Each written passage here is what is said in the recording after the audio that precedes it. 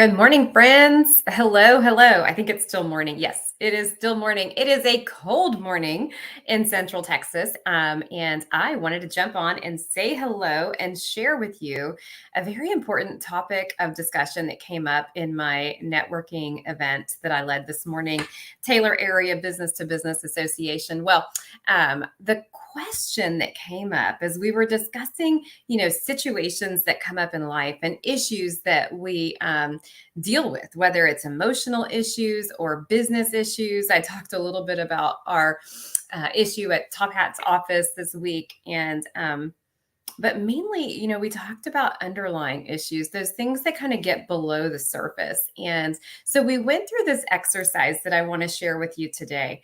Hello, first and foremost, my name is Teresa Poor. I am with 320 Consulting Services. Our mission with 320 Consulting is to help you live your life's purpose by living your life on purpose.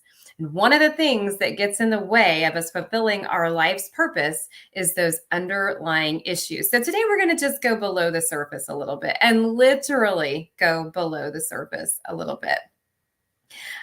As I was saying, in the networking group this morning, we talked about emotional attachments. We talked about letting go of certain things. We talked about how sometimes we miss the mark in goals that we set.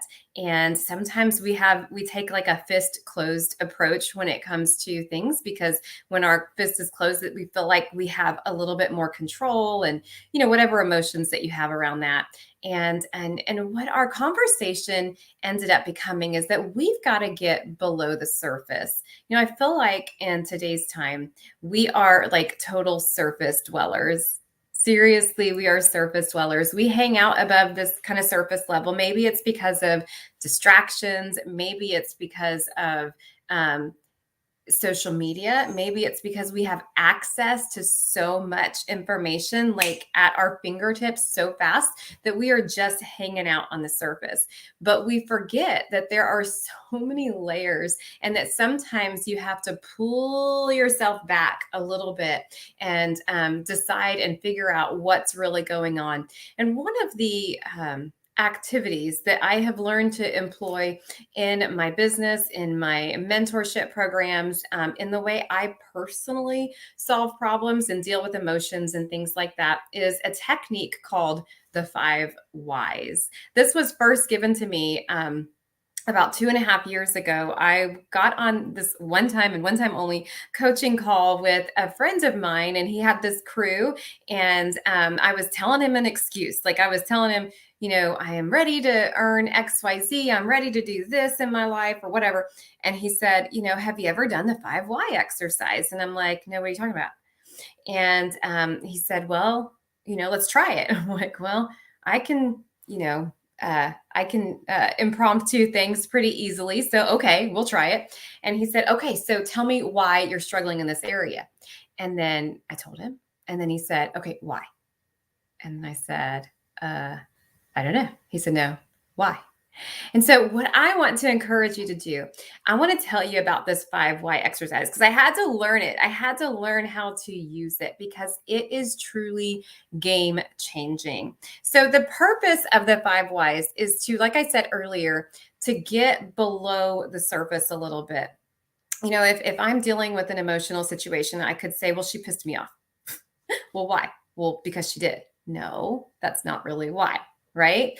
Or if I'm dealing with a work situation, well, that's why we do it. Well, why? Well, because that's the process. Well, why is that the process? Well, because this happens. Well, why is that your intent? So going back to these 5 layers can really, really help you. So the main benefit, and I am looking on this website here called tulip.com. It says the 5 whys. Why the 5 whys? It says the main benefit is that this is one of the most powerful assessment methods to dealing with analysis. It can uncover and trace back problems that were not clear or obvious. And this is how it works. Number one, it helps you to identify the root cause of a problem. We usually are putting out fires, right? in my line of work, we prevent fires, but in life, right? We are spending a lot of time trying to put out fires, and we are jumping from one issue to the next to the next. And we don't take the time to sit back and say, why is this happening? Okay, so number one, it helps identify the root cause. Number two, understand how one process can cause a chain of problems. Number three, it can determine the relationship between the different root causes. So when I see this happening in my life and it rears its ugly head, oh, it's connected to this problem over here. And up, right? It allows you to just kind of build that relationship between those issues. And number four, it's very, very highly effective to evaluate easy issues and complicated issues. So let me tell you some things to keep in mind. Toyota uses this, by the way. I'm seeing it on my thing over here right now.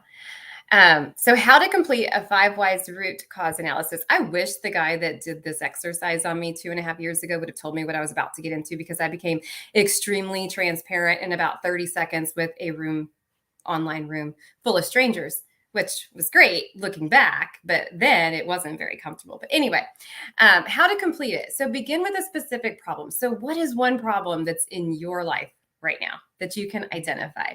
Begin with that specific problem, and what is it that you are having the issue with? This can also help a team focus. So if you are a leader, maybe you're an organizational leader, maybe you are a business owner, maybe you have a tribe of people that follow you, or whatever. If you're a leader, understanding that it could be a group problem as well.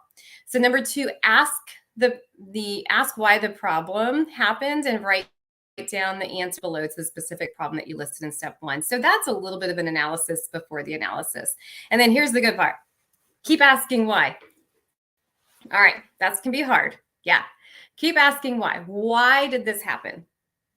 And not in a why for accusation purposes, especially if you're in a team setting. Like, you don't need to be saying, well, because so-and-so over there did XYZ and it screwed everything up. No, that's not what this is about. What is it? Why is it that this situation came up? Okay, that's great. Then once you have that, then look at why did that happen? What caused it? Why is that happening in our structure? Is it an underlying issue? And then you just keep going back and back and back. And what I like about this, and I'm not going to read anymore because it's throwing me off my train of thought, but what I really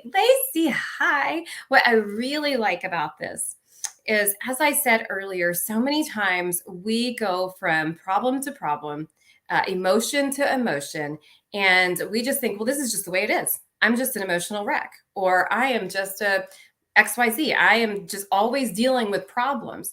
No, there is a root cause that causes those problems to keep coming up in our life. And we need to, you owe it to yourself. You owe it to your family. You owe it to the people that work with you and for you to figure out, to take the time to figure out what is the root cause. Because let me just tell you, people are looking at you. They're looking at you to identify how, they should handle situations, because you're a leader. Even if you're like, I don't wear a hat that says I'm a leader, you're a leader. People are following you. They're watching the things that you're doing. They're watching your responses. And we owe it to ourselves and to those people to stop being surface level people and to get to the root cause of some situations. So I encourage you today, think of like, what is one thing in your life that continuously pops up? What is it? What is one thing that you're dealing with right now and you just can't figure out what the issue, like, why am I dealing with this? Well, if you sit back and you ask yourself this question, why, and you give yourself time to answer it. You can't just go, why? Is that 5? I think so. You can't just do that and say, all right, well, no, you got to put in the work.